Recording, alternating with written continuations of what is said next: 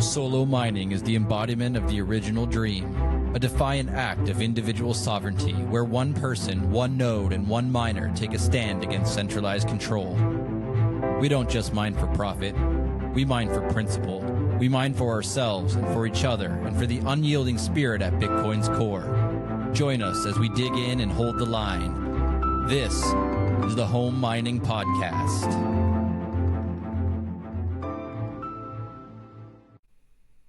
Hello and welcome back to the Home Mining Podcast by Solo Satoshi. I'm your host, Two Sats, and I'm joined today by the author of the Bitcoin Miners Almanac, the one and only Rob Warren. Rob, welcome to the show. How are you doing today?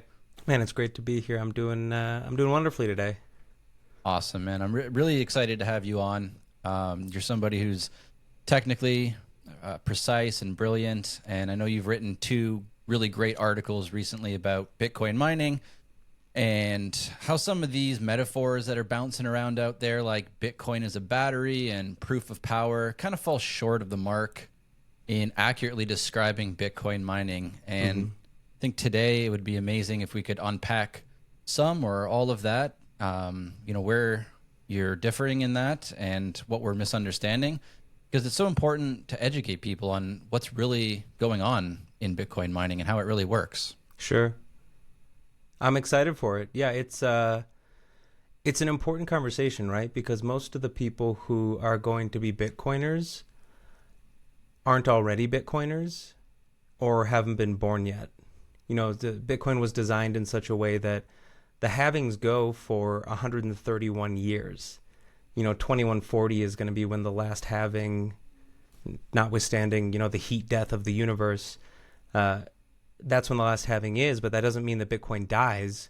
And if Bitcoin is going to live a couple of hundred years, most of the people who are going to be Bitcoiners aren't actually born yet. It's a good point. Absolutely. Yes. Just because those halvings stop doesn't mean that Bitcoin stops. And it doesn't mean that everyone that's in Bitcoin now is who's going to be in forever. There's so many. I guess it's the majority of people that will eventually be into Bitcoin aren't born yet, right?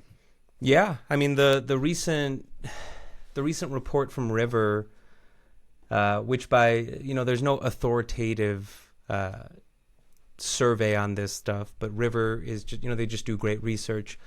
Their estimate is somewhere around 4% adoption. And if you look on an adoption curve for technology, that still puts you in very early innovators, the early minority of individuals that are adopting something. For a lot of folks that have been in the space for nearly a decade or a decade plus, a lot of this stuff seems old hat.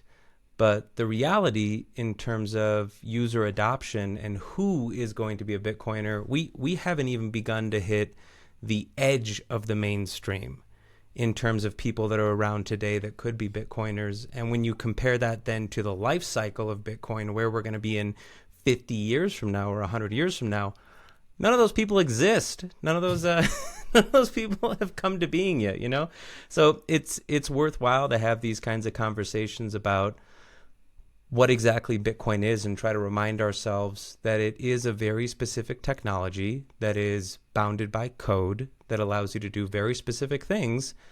And that's worthy of study. It's worthwhile to understand how the mechanisms work. I think it makes you appreciate them more. You don't really necessarily need a metaphor to understand Bitcoin. You can just dedicate some learning to understanding Bitcoin. Anybody in the universe with an internet connection, well, I won't say universe, but anyone on Earth at least, can go into the Git repo for Bitcoin and go look at the source code. And if they have questions, or if they're like me, where I'm not a programmer, I can ask questions. I can copy the code. I can throw it into an AI and say, what the hell does this mean? Can you help me understand it? And you can teach yourself in the same way that you would be able to, sitting in a classroom, but you don't have to anymore. So I think this stuff is worthy of study and conversation. So I'm excited to jump into it with you, and try to help folks continue to understand this cool thing that is Bitcoin mining. And that you really just nailed it on the head in terms of the beauty of open source, right? It's there, it's audible for everybody to go in and learn and dive deeper to whatever level they're interested in. And Bitcoin mining, for that matter, is something that the fundamentals tend to be grossly misunderstood or misrepresented. Just there's not the education out there. So this is aiming to provide that for everybody. And so let's start at a 50,000 foot view and sort of break down, you know, where people are going wrong and what's fundamental to understand about how Bitcoin mining truly works. That's a great question. So there's kind of two ways I think that you can really start to understand Bitcoin mining, right? You can, if you're conceptually heavy, right? You're kind of an analytic type, and that's just the way that you're built. A lot of folks, and this is a lot of the very early folks who got into Bitcoin, kind of the idealists, the cypherpunks, the libertarians, the mathematicians, the game theoreticians, they were able to get into Bitcoin as this kind of conceptual framework, this really cool piece of technology that had this this quality about it called Nakamoto consensus, right?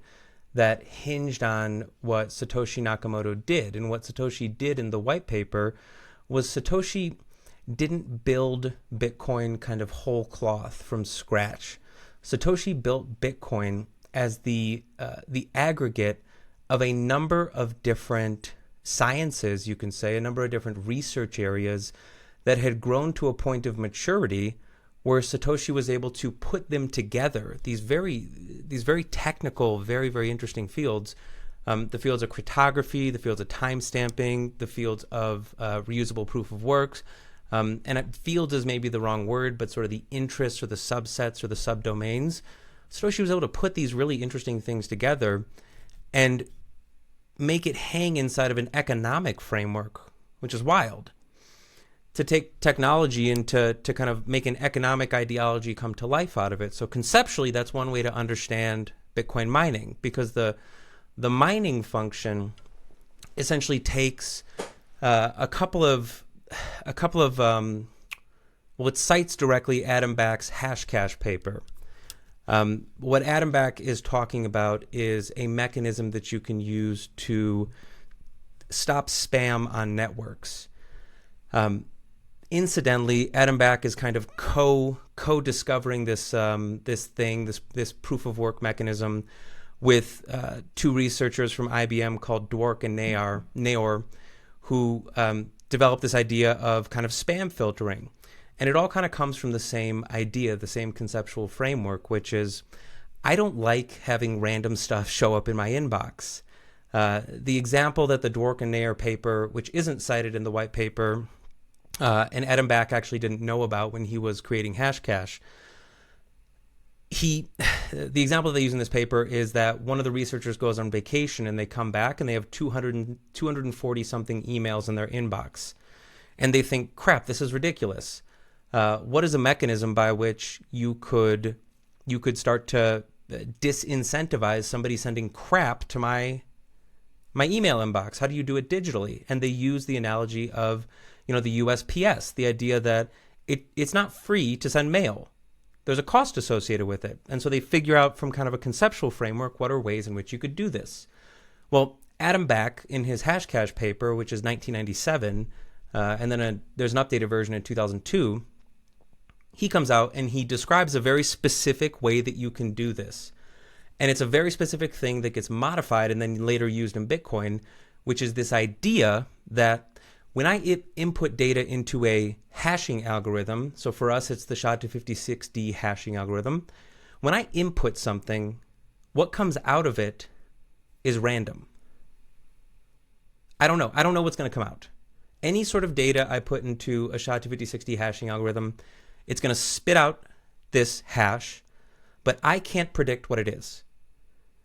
So you have an interesting machine. You have this really interesting kind of machine, which is I can put in some data and it spits out something that is not deterministically linked to the thing that I just put in.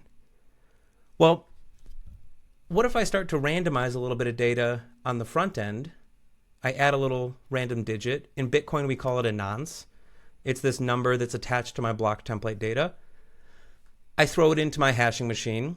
And when it comes out, I don't predict what's going to come out because I can't. But instead, I say, what if it has a certain characteristic? Like, what if it has a certain number of zeros at the beginning of it? I know that because what I'm putting in, I can't guess what's going to come out. If I can just guess stuff as quickly as humanly possible, that's going to make the computer do some work.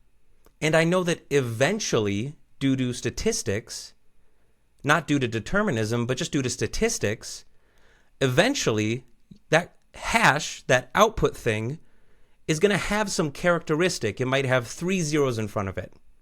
And so what I can do as a computer system is I can say, hey, if you want to send an email to me, hash this thing, but you're only allowed in if you show me that it starts with 3 zeros.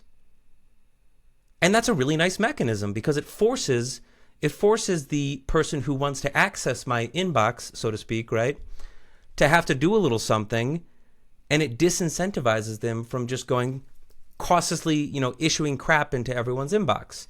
And so this is really the heart of the mechanism that Satoshi is using, this in conjunction with the difficulty adjustment, to give us what we think of as proof of work in Bitcoin, which is this kind of really, really beautiful cornerstone of Nakamoto consensus. Now, that's hard to understand, right? It's conceptual, it's heady, it's really helpful if you kind of understand, the Bitcoin from the high level. What is money? Oh, it's the fixed supply and the this and the this.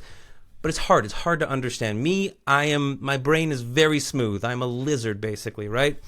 No higher order thinking. I need to be beat over the head with something and to hold it in my hand to make it real. So what I thought is, okay, well, how do you talk about Bitcoin mining from the other side of the equation, which is the machine? Oh, well, I can hold a machine in my hand. I can buy an S9 and have it delivered to my house. Thank God we have the BitAxe now, because I can shoot thousands of BitAxes across America. And now everybody who has 100 and whatever bucks can now get a BitAxe delivered to their front door and can see what it means to mine Bitcoin. And so in the book, what I do in the book, The Bitcoin Miner's Almanac, is I actually flip the script and I say, okay, let's talk about Bitcoin mining from the function of the thing that does the work, the machine.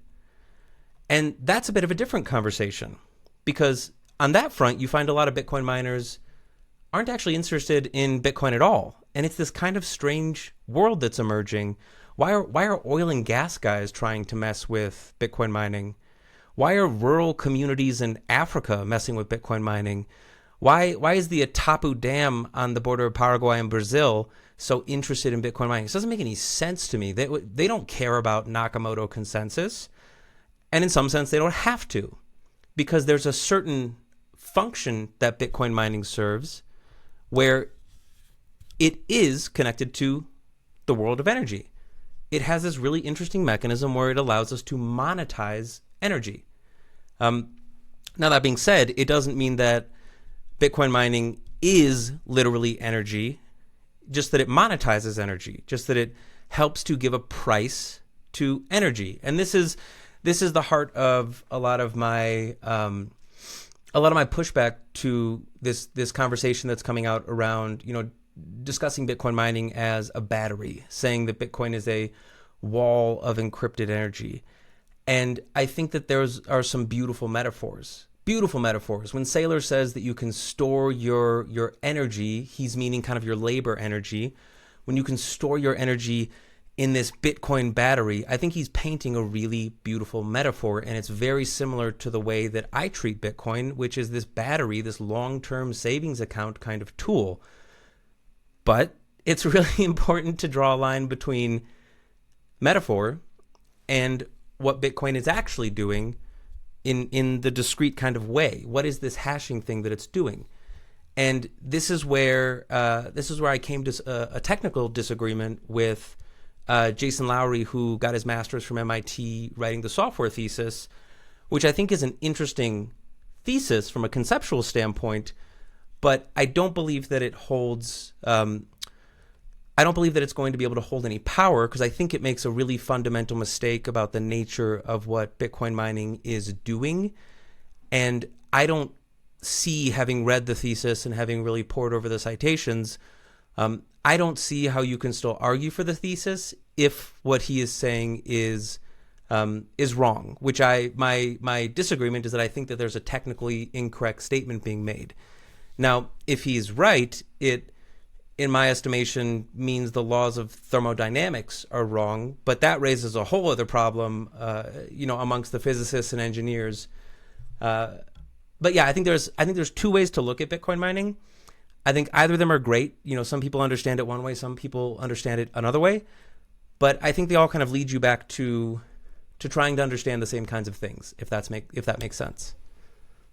Yeah, absolutely. And as you said, metaphors are beautiful and they're nice, but they don't fundamentally explain the technical, details of what it's going on. And so I think it'll be helpful to break those down now at a more granular level. And because you've poured over the thesis, the citations, you've obviously done all the proof of work there. So, you've taken a kind of a sharp stance against the thesis, and from what I can tell, one of the central arguments is that proof of work isn't literally proof of power. So what sparks your frustration with this idea, and why do you think it's gained so much traction? Well, I think it gained traction because it's an interesting idea, and people like interesting ideas. We're creative humans by nature. We like envisioning that kind of wild, hyper Bitcoinized future. And I think for that reason, the thesis itself has gained a lot of traction. I think that, Lowry is definitely an expert in the history of war in power projection, and he demonstrates that in the first couple of 100 pages of the book. And for that reason, I think that he has a lot of interesting things to say about those various domains. Now, do I think they necessarily apply to Bitcoin mining? Well, no. And I think they don't apply to Bitcoin mining for a very, very, very specific reason. And I think there's only one reason why these ideas don't apply to Bitcoin mining. And the reason for that is that, as he says in his book, in page 293, he says proof of work protocols are literally proof of power protocols. I don't want to misrepresent anybody, right? I want to make sure that I'm coming up with the strongest case for the argument that he is making, so that I don't misstate something. I don't get accused of, you just don't like Jason, so you're going to misunderstand him and say something dumb. I really, really, really want to understand what he's saying in explicit terms, ideally in his own language. So I went through the time and the effort to look at specifically what he is saying. And so what he says, and I think he's being clear when he says proof of work protocols are literally proof of power protocols, is that he's putting an equal sign there. He's saying they are the same thing. And I don't even have to leave that to interpretation, because, and I'm kind of scrolling over here to find my direct quotation because I don't want to misquote him. He says literally, proofs of work inherit all the physical and systemic properties of physical power, which are physically impossible for software to replicate. So again, I don't want to misstate the guy, right? But to me, when I read that, what he's saying is that a proof of work, which I understand in Bitcoin mining as a miner inputs a nonce, often called a golden nonce because it's the nonce that gets you the output that you want. They combine this with the other data that goes into the block template. They hash it through SHA-256D. They output a hash that has a number of leading zeros that is adjusting because of this difficulty adjustment. And that hash itself is the proof of work. What he's saying, as I read it, is that proof of work inherits all the physical and systemic properties of physical power, which are physically impossible for software to replicate. And I think, okay, that's a cornerstone of his thesis. The cornerstone of his thesis is that the watts that go into a Bitcoin mining machine, which have characteristics, physical characteristics that every electrician in the world can tell you about, has the exact same characteristics as that hash that comes out on the other side. And that's all I disagree with. I just don't think they do. Because I think we have a better way of explaining what happens to all those watts that go into the Bitcoin mining machine. And it doesn't seem controversial to me what happens to the watts that go into the Bitcoin mining machine. They're used to do work. I believe, or I think, that thermodynamics is probably the best explanatory schema that we have to understand what's happening with a Bitcoin miner. But the energy that goes into it comes out as heat. And so when electricity goes into a Bitcoin miner, if you want to use the language of entropy, you say that it goes from a state of higher to lower entropy, from more organization to less organization, from the electrical conduit to unstructured heat. And that's measurable. That's discretely measurable. And it does not violate the first law of thermodynamics, which says that you cannot create or destroy energy. You can only change the entropy of it, the characteristics of it. You can only take it from this organized electricity, and when it's used or consumed, it's not that it disappears or it enters the seventh dimension, it's that it becomes heat. And we know that too, because we have an entire universe, and many people in the open source miners union or the broader open source community just know this intuitively, because when they go to use their Bitcoin miner for some sort of heating function in their home, which is becoming more and more and more common every single day, they calculate the heat that they get on a one-to-one basis from the input energy that comes from the wall. So there's no... They're respecting thermodynamics. If my S9 consumes 900 watts, it is putting 900 watts continuously into my space. It's a bit of a non-controversial point. So this to me is kind of the single violation, the single error that makes the thesis broadly a nice metaphor, but not really holding any sort of power or meaning, at least in my mind. Because if a proof of work protocol, or the proof of work, that hash that comes out, is literally, well, I'll just read the line again, it inherit all the physical and systemic properties of physical power. Well, if that's right, then thermodynamics is wrong. If that's right, everybody who's using a miner to heat their house is making a mistake. There's something wrong. They must be fooling themselves. They must not understand what they're doing. And I think it's more likely that the people who are using the laws of thermodynamics to account for the energy, that this number of watts goes in and I'm using it through my heating system to generate this much heat, I think they have a stronger case for proof of work not being literally the work, which is where I think the disagreement with Lowry kind of comes to. And I think there's a lot of kind of technical directions that you can go from there. I think the way that he conceptualizes proof of work is really not fundamentally in agreement with the way Adam Back looks into proof of work and describes proof of work in his Hashcash paper. I think there's also something that needs to be built or explained more, which is that a lot of these people, when they were talking about proof of work, the Adam Backs and the Dworks and Nayers, what they're talking about, the technical language that they're using, is something called a pricing function. And I think there's something else that needs to be discussed when we're talking about Bitcoin, because when they talk about a pricing function, the way they're thinking about it is that it's almost like a club. There has to be like a price to admission.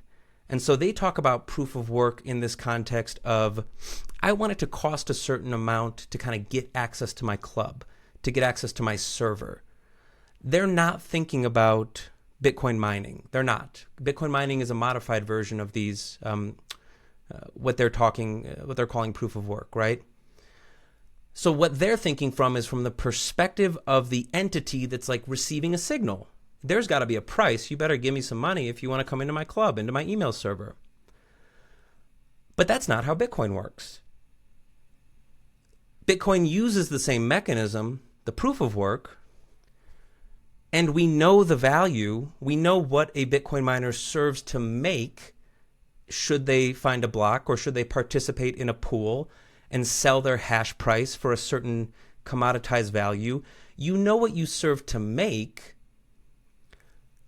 but that's not the price of admission to get on the network.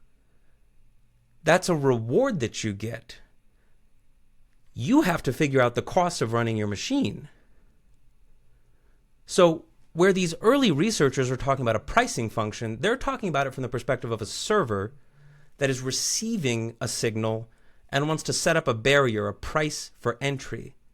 But when we talk about it in Bitcoin, it changes because it's a decentralized network. It's a decentralized network.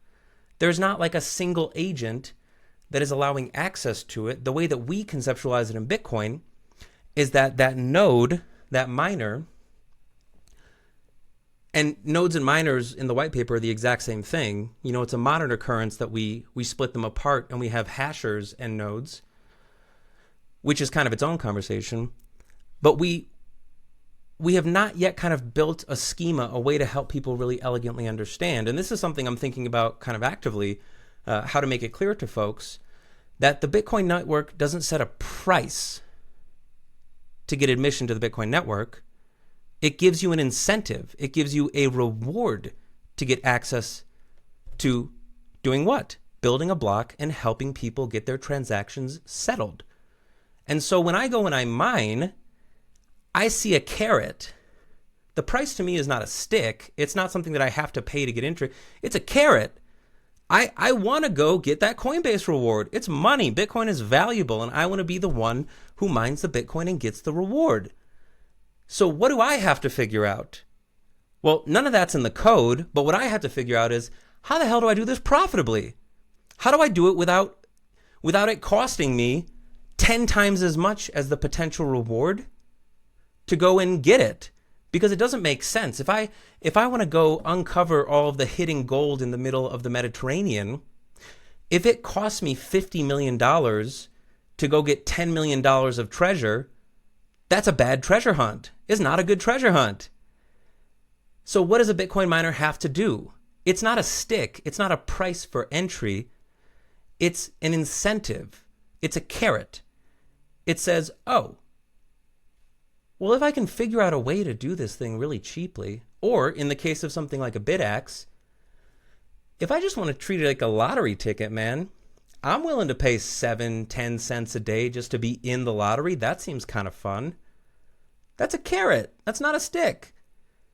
And when you think about it in that way, you think, oh, well, a Bitcoin miner is really just trying to figure out how to run a profitable business. It's not that they're trying to project power. It's just that what we're doing in Bitcoin is characteristically very different from what these researchers were talking about. These researchers were looking for sticks. They were looking for ways to keep people from spamming their server. But because of the way Bitcoin is structured, this decentralized peer-to-peer network, it has a different kind of incentive. Incentive being the key thing. I want to make the money. I'm a greedy miner. And the only way that I make more money is if I find the cheaper energy or the cheaper machines and I squeeze as many terahash out of as few joules as humanly possible, and then I can maximize my revenues. But it's fundamentally a carrot-based model and not a stick-based model. That is brilliant and so helpful in sort of separating these things that are so often misunderstood. And there's so much to unpack there, and I wish we had hours to do it. But what it really leaves me with is just how brilliant Satoshi was to put this all together and unbelievable. It incentivize these things while staying within the laws of the universe and not breaking them and not trying to break them, but just using them to make better money. It's absolutely mind-boggling and blowing. Can I blow your mind even further? Please. Satoshi built Bitcoin backwards. Tell us about that. If you look on you can find it on the Nakamoto Institute website. Highly recommend everybody go explore the Nakamoto Institute website. If you go there and you see what Satoshi says about making Bitcoin work, and you see that there were a couple other folks prior to Satoshi, lots of folks who have been trying to figure out this digital money thing. The most famous being Wei Dai with their B money and Nick Szabo with BitGold. And what they couldn't solve for was this mechanism of money creation, which is what Satoshi was able to solve for. And when Satoshi is queried about this after they launched the white paper on the cryptography mailing list, they actually come out and say, because they're getting all these critiques and people are saying, well, we read this white paper, but like I need some clarity here. Can you help me understand this? The first 3 people who respond to the mailing list all tell Satoshi that it doesn't work, which is hilarious. The first person that actually says it works is, or not that it works, but just that it seems extremely promising, is Hal Finney, who we all love and adore and respect, who is really just the absolute cornerstone to why we have Bitcoin like we do today. But Satoshi says very explicitly, oh yeah, I'm going to have to like go back and clarify all this stuff. I actually did things kind of backwards. I just wrote the code to see if I could solve the problem, if I could make it work. And then I wrote the white paper. So what does that tell you? It tells you that this is somebody who at some point maybe had some extremely deep conceptual framework about things, but maybe was not thinking, and maybe that's the only reason why they were able to make this thing work, because they weren't concerned with the grand problem of the philosophy of money creation. Satoshi just said, what if I just make the damn thing work? Could I do that? And Satoshi tells us, yeah, that's exactly what I did. I just made the thing work. I had to convince myself that it could work. So I wrote the code. Once I knew the code could work, then I wrote the white paper, which is hilarious to me that, people have been spending quarter of a century at this point trying to play around with digital money, energy-linked money, and the guy or gal or whomever or whatever your favorite conspiracy theory is, group of people who figures it out says, I just tried to figure out what worked. We could figure the theory out later. I just made it work. That's all I did. And perhaps that's why nobody else could successfully accomplish that. That's right. Were trying they were looking into the wrong rocks, and he just stumbled into it backwards from a different place. And perhaps if he was focused like all these other people were focused, we wouldn't even have Bitcoin the way we have it today. Or these people who are brilliant. Wei Dai, brilliant. Nick Szabo, brilliant. Hal Finney, reusable proof of work, brilliant. Adam Back, brilliant. They had a conceptual framework that wouldn't allow them to make certain trade-offs. Because when Bitcoin comes out, Wei Dai actually is on record coming back and going, I hate this. Because Wei Dai hated the monetary policy. But the only way that Bitcoin would work is if you had a different kind of monetary policy. And what's unique about Bitcoin? Fixed supply, known issuance or ascribed kind of like the known issuance schedule, known inflation schedule with the halving and the difficulty adjustments, which you're not supposed to do in money. You're not supposed to fix your supply. Why? Because it gives you insane volatility as it starts to get adopted as an actual unit of account or medium of exchange. Because adoption is the only thing that drives price. And if money is just another good like any other good, which a lot of people argue that it is, it just happens to be the most saleable good, the thing that you can trade for the most things, it's really bad to have that thing be limited. If we had to go around buying everything in vintage Ferraris, then we would be subject to the price and supply of vintage Ferraris. The number of vintage Ferraris is basically fixed. That's from 19 whenever to 19 whenever. There's only so many vintage Ferraris. Well, if you have to price the entire world in vintage Ferraris, the prices of everything just keep doing this because there's only how many hundreds of thousands of them. But Satoshi says that's something I'm willing to deal with, because on a 131-year timeline, do I think there'll be a resolution to this? And what do we see happening? We see the divisibility, so Bitcoin divisibility from Bitcoin itself into Satoshis. So basically adding, however many, 100 million Satoshis, you add all of these orders of magnitude of additional scalability by your unit changing. And then when it comes to the usability, you actually get Hal Finney talking about this like a couple of months after Bitcoin comes out, which is this proposal of, and if stuff happens on the base chain, maybe you can build second layers.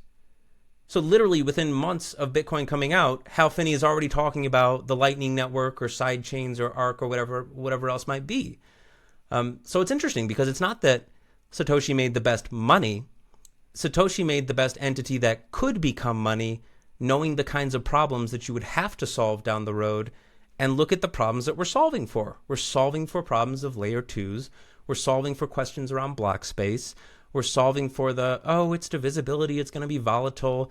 And, for us who have been in Bitcoin for a little bit, we look at the volatility just as, hey, it's a long-term savings account, man. It'll be less volatile in 20 years, but I'm willing to hold it for 20 years. Like, if this is going to be my retirement account, I don't check my retirement account every day. So why would I worry about the fiat value? All I really concern myself is, am I still stacking Bitcoin because I think it's going to have this long-term value to it?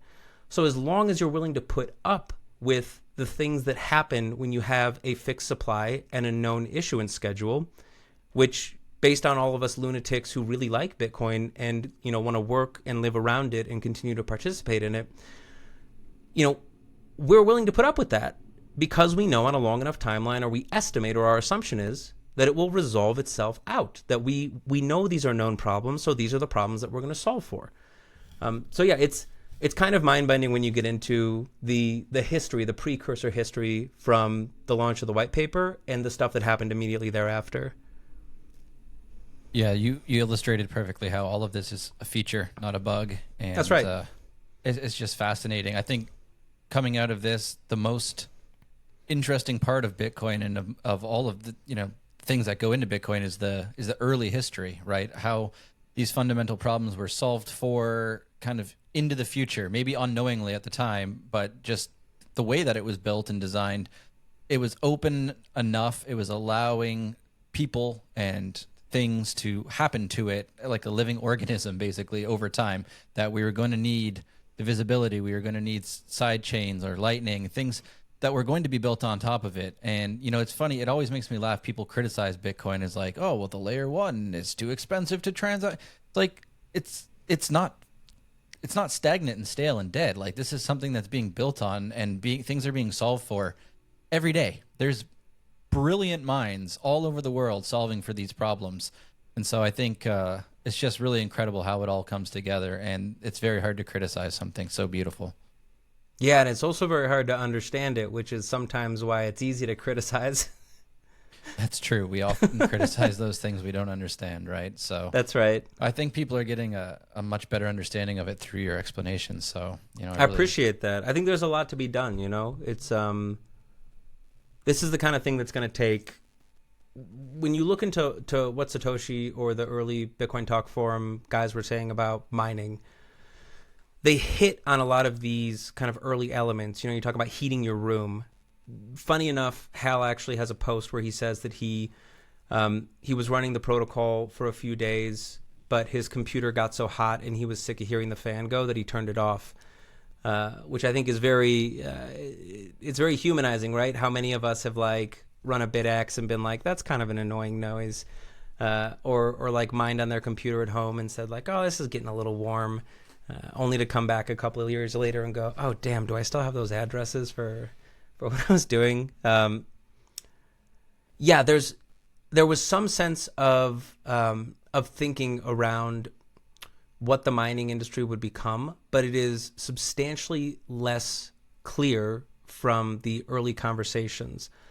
And a lot of that has to do with absolute obscurity into what the hardware market would be doing, because there was no sense that the technology would go from CPU to GPU to FPGA to ASIC, and then there would be an ASIC arms race of individuals trying to generate the most efficient machines, and then there would be this coincident arms race of going from air cooling to immersion cooling to hydro to two-phase cooling, and this just insane drive towards efficiency in operation, none of that was predicted by the early contributors to the Bitcoin Talk forums. None of it didn't exist. And that, at least for me, is why it's most interesting to talk about, because nobody was thinking about it. And we can see the kinds of stuff that people are doing. We can see the kinds of businesses they're doing. And so what's incumbent on us as the sort of quote unquote modern Bitcoiner is to start to frame out, oh, well, what principles are these people operating on?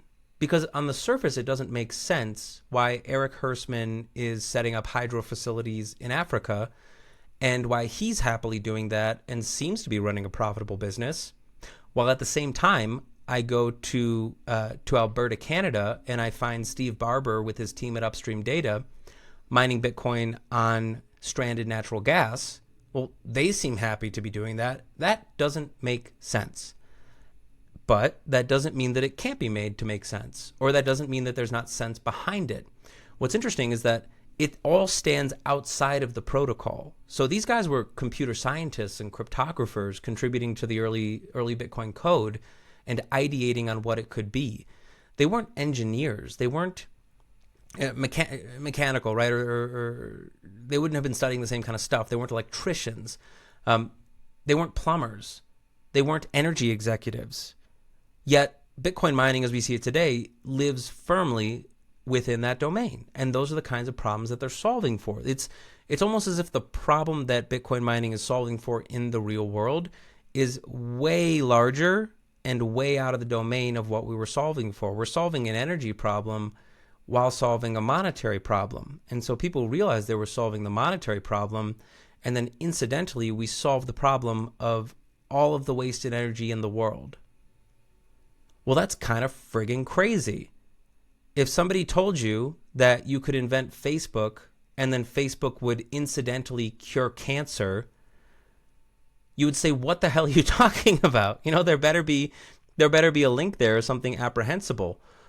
But incidentally, this seems to be what we've done with Bitcoin. What we've done with Bitcoin is we have solved a monetary problem and incidentally also solved a massive energy problem, which is the idea of wasted energy or non-monetized energy. So strictly because of the way that this has evolved and the way the expertise of the people that were working on this at the start, you think that this has just evolved sort of naturally on its own to where we're solving two problems at once?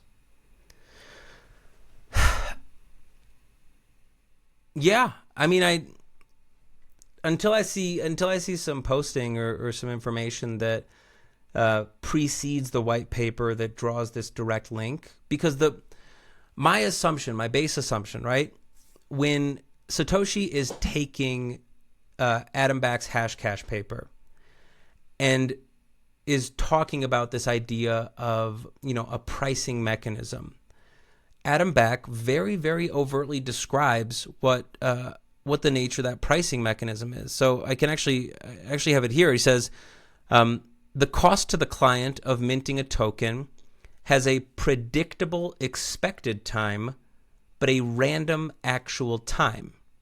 It can, in theory, take forever to compute, though the probability of taking significantly longer than expected decreases towards zero. So what is Adam Back talking about? He's talking about that server problem, which is the client, the cost to the client of minting a token that gives you access to my email server. You can predict the expected time, but the actual time is random. What he's thinking about is time, because he's talking about an email. My assumption is that he's not making, or he hasn't made, the next connection, which is that email still took energy to send, that proof of work to get access to the email server. But it makes sense why they're not because he was stupid or not because he was missing the point, because he's talking about a friggin' email. He's not talking about sending 1 trillion emails a second. I have a BitX running behind me that's like 1 point something terahash. If I were trying to send 1.4 trillion emails a second, you're going to be concerned with the energy, not necessarily with the emails. But what he's concerned about is the inbox. Why is my inbox getting flooded with BS?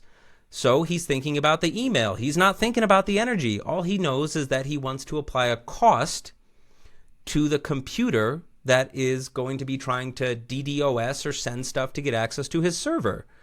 So the way in which they're thinking about it is exactly as they should be, within the domain of computer science, which is the kinds of problems that they're solving for. Now, does that link you to the world of energy? Well, yeah, the modern world, we run on energy. But it wasn't really Adam Back's responsibility then to go say, well, what happens if I send 7 billion emails in a second? Can I figure out a pricing costing model for the violator, the entity that's trying to spam my inbox? No, because that's not what he's trying to do. What Bitcoin does is it changes that up. It says that, okay, well, instead of the single server receiving it, if you want to contribute to the Bitcoin network, like I said, I'm going to give you a carrot. I'm not just going to give you the stick. And if I'm concerned with a carrot, then I'm concerned with how much does it cost to get a hold of that carrot. You know, if that carrot is worth $5 and it costs me $30 to drive across town and go get it, I'm not going to go pick it up. So these guys weren't thinking about it because it wasn't relevant to them. It just wasn't relevant to them. But it becomes relevant when you look into the way the Bitcoin network operates. So now going forward, from what I'm hearing in your explanations, Bitcoin is going to fundamentally be, or Bitcoin mining is going to be sort of the fundamental focus. I mean, there's always going to be people that are just about the price, but this is inextricably linked to energy and nature. And that's why all of these people are setting up hydro mines and, you know, tapping wasted resources, because they now have these experts from these other fields that are seeing, wow, these things are actually perfectly linked together. And if we can find ways to do this profitably, the carrot, then we really have something here, that our miners are like little workers. This is the business model, right? And so those two things are now very intimately tied together compared to what you were seeing or maybe thinking about when you were just mining on CPUs and GPUs in the early days. That's right. And we shouldn't ask these early days guys to have to account for what happens, 20, 30, 40, 50 years later. They knew they couldn't predict the world. That's why they knew that monetary inflation in computer money was a big deal, because they call out specifically, Wei Dai and Nick Szabo, they call out specifically, hey, we know that computers are going to get more powerful. We know it. So how do we account for that problem? Yeah, that's awesome, man. I don't often go back and listen to my own recordings, but you've dropped so much education here that I'll be listening to this on repeat myself, just to soak up all this, wisdom that you're man, I appreciate gifting that. us with. And that's the biggest thing, is like, I'm figuring this out with everybody. I just happen to have taken an interest and found myself in a position where I thought this was the most interesting stuff to me. So I just kept going down the rabbit hole on it. And if I'm coming up with an example of something, it's because I want to be efficient in the way that I think about it myself, because I know that it gets complicated very, very quickly. So if I can give, at least in my sense, if I can give the most concise and accurate and elegant little brainworm that lets you understand something that is really hard to understand, to go back to the beginning, whether we're understanding it from the giant conceptual point or whether we're understanding it from the physical single Bitcoin, all of those are great entry points, but there's still all these little pieces you have to understand. You have to understand this idea of statistical randomness. How hard is that? Who wants to go back to high school statistics? For me, I'm like, this is awesome. I love this. I had a blast with statistics. And to me, it's like, oh, this is a huge deal, because a statistical likelihood is not the same thing as one thing literally being another. And so I get to go, spin up the philosophy brain and start talking about that. But really, to do the best service for the most people, I think that you have to do the work of understanding this stuff, and then you have to make it as simple as you possibly can, but simple in ways that always pay respect to the way that the machine actually functions. Because when we start losing the way that the machine actually functions, then we run the risk of going and sitting at the Thanksgiving dinner and having an uncle who's an engineer listen to us while we say Bitcoin is a battery and go, well, have you ever heard of the first law of thermodynamics? That example isn't wrong because I say it is. I'm not a physicist. But there's a lot more physicists out there than necessarily people who are hardcore Bitcoiners. And so if you're going to go advocate for Bitcoin or be excited about it or tell people about it, and you're going to use examples that are just fundamentally not good examples because they betray in some way the way that Bitcoin actually works, you're going to run into issues when very smart people, and there are lots of very smart people out there who are not Bitcoiners, ask you very simple questions. Any engineer or electrician sitting with you is going to say, well, what happens to the energy, dude?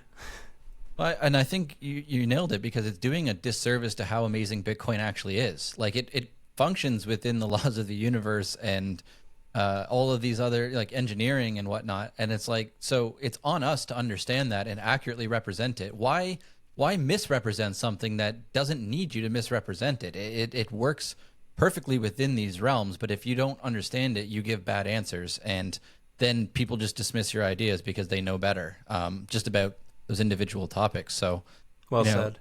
In terms of what you just kind of said about, that this is all difficult to understand and it needs to be simplified, but not simplified to the point where we're misrepresenting it.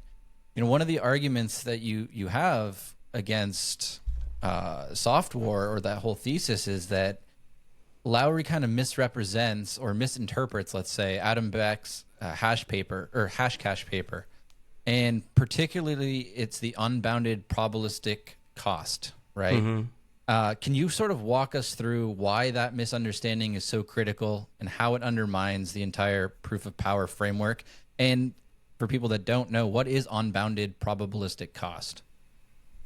Good question. So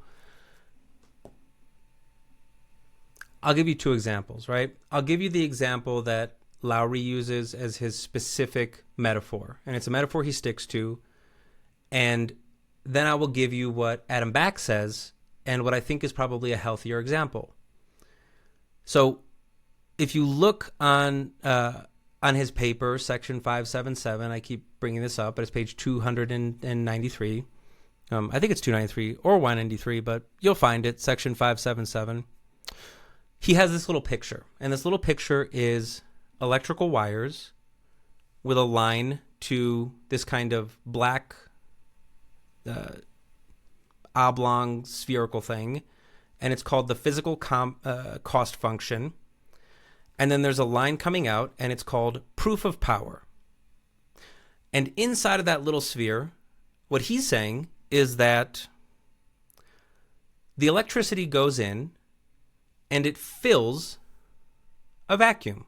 He calls it a conceptual vacuum, right? And this is how he's conceptualizing proof of work. It fills a vacuum. And when the vacuum is full to a sufficient degree, you get a proof of power. And so the electricity that went in literally fills this vacuum, because proof of work is literally proof of power. And then the proof of work you get on the back end is, it's an abstract representation, but his argument is that it has all of the exact same characteristics. So that's what he's saying. Literally.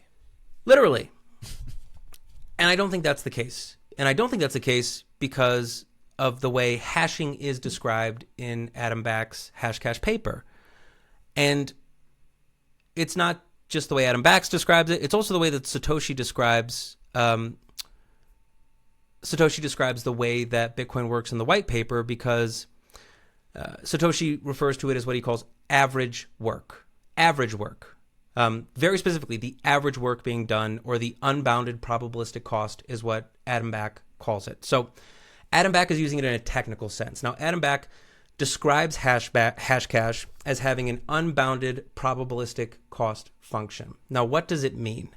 The example that he gives in his paper is the idea of flipping coins, right? The link between one coin flip and another, there's no connection. They're unrelated, right? If I flip a coin, that doesn't inform what happens on the next coin flip. That's how a hashing function works. The thing that I put in once and the output has nothing to do with the next input that I put in and the output. They are totally uncorrelated. They're not correlated at all. And that has some great properties to it, because it means that I can't game the system. Like, I can't be smarter at hashing. The only thing I can do is just hash, and hash faster, and hash more efficiently. So it's an unbounded probabilistic cost, because theoretically, if I set my, and I'll use Bitcoin terminology here, my difficulty target at, you have to hit 7 heads in a row. Okay, 7 heads in a row. Well, I can calculate that. It's 0.5 times 0.5 times 0.5 times what you do it 7 times. That's my, call it my difficulty target. And this conceptually is the same way that Bitcoin works. With the uncorrelated entry, but we're using the data instead of, a coin flip. I can go and I can start flipping coins. Now, if I want to get 7 heads in a row, I can calculate before I start flipping coins what the odds are of me hitting 7 heads in a row.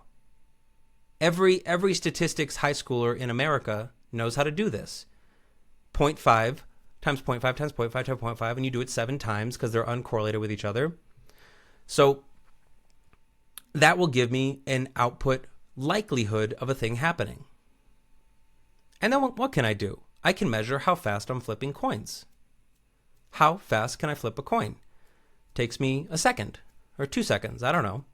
But it has a time. I can only do it so fast. Okay, what can I do with those 2 pieces of information? If I know that it takes me 7 heads in a row to be able to get access to achieve my quote-unquote difficulty, as Adam Back is describing,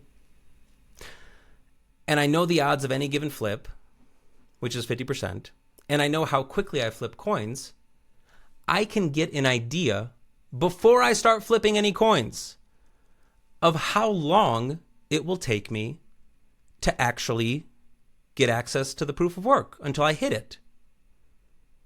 So does this make sense where I'm going with this? Absolutely. So I can estimate the time, but I can't know the time. Because,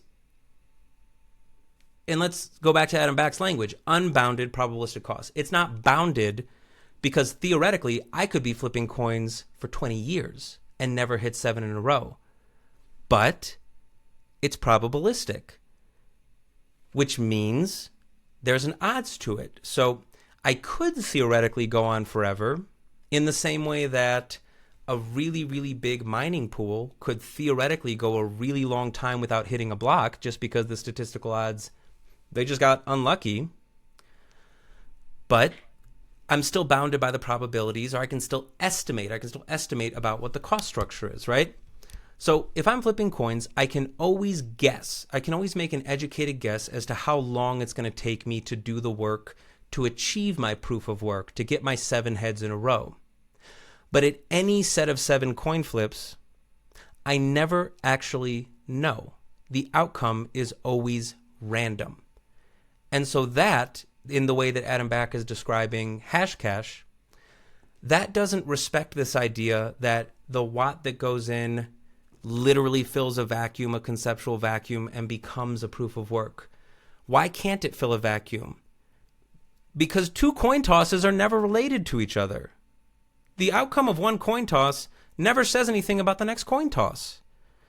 But every pump that I do on this balloon, or every watt that I put into a conceptual vacuum, well, of course they're all related. I'm just filling a vacuum. So what I'm saying in my key rebuttal here with this idea of an unbounded probabilistic cost is that you can't fill a vacuum, because there is no vacuum, because Adam Back doesn't describe it as a vacuum. He describes it in very specific technical language.